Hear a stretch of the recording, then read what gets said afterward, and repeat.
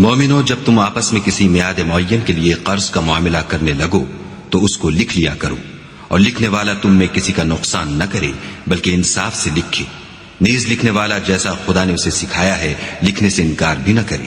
اور دستاویز لکھ دے، اور جو شخص قرض لے وہی دستاویز کا مضمون بول کر لکھوائے، اور خدا سے کہ اس کا مالک ہے خوف کرے، اور زر قرض میں سے کچھ کم نہ لکھوائے۔ اور اگر قرض لینے والا بے عقل یا ضعیف ہو یا مضمون لکھوانے کی قابلیت نہ رکھتا ہو تو جو اس کا ولی ہو وہ انصاف کے ساتھ مضمون لکھوائے، اور اپنے میں سے 2 مردوں کو ایسے معاملے کے گواہ کر لیا کرو، اور اگر 2 مرد نہ ہوں تو 1 مرد اور 2 عورتیں جن کو تم گواہ پسند کرو کافی ہیں، کہ اگر ان میں سے ایک بھول جائے گی تو دوسری اسے یاد دلا دے گی، اور جب گواہ گواہی کے لیے طلب کیے جائیں تو انکار نہ کرے۔ اور قرض تھوڑا ہو یا بہت اس کی دستاویز کے لکھنے لکھانے میں کاہلی نہ کرنا، یہ بات خدا کے نزدیک نہایت قرین انصاف ہے، اور شہادت کے لیے بھی یہ بہت درست طریقہ ہے،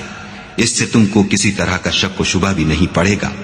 ہاں، اگر سودا دست بدست ہو جو تم آپس میں لیتے دیتے ہو تو اگر ایسے معاملے کی دستاویز نہ لکھو تو تم پر کچھ گناہ نہیں، اور جب خرید و فروخت کیا کرو تو بھی گواہ کر لیا کرو، اور کاتب دستاویز اور گواہ معاملہ کرنے والوں کا کسی طرح کا نقصان نہ کرے۔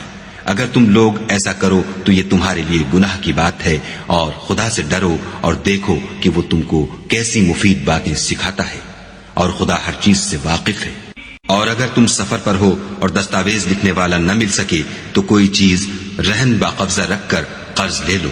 اور اگر کوئی کسی کو امین سمجھے یعنی رہن کے بغیر قرض دے دے تو امانت دار کو چاہیے کہ صاحب امانت کی امانت ادا کر دے، اور خدا سے جو اس کا پروردگار ہے ڈرے۔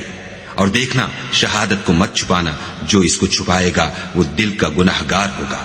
اور خدا تمہارے سب کاموں سے واقف ہے۔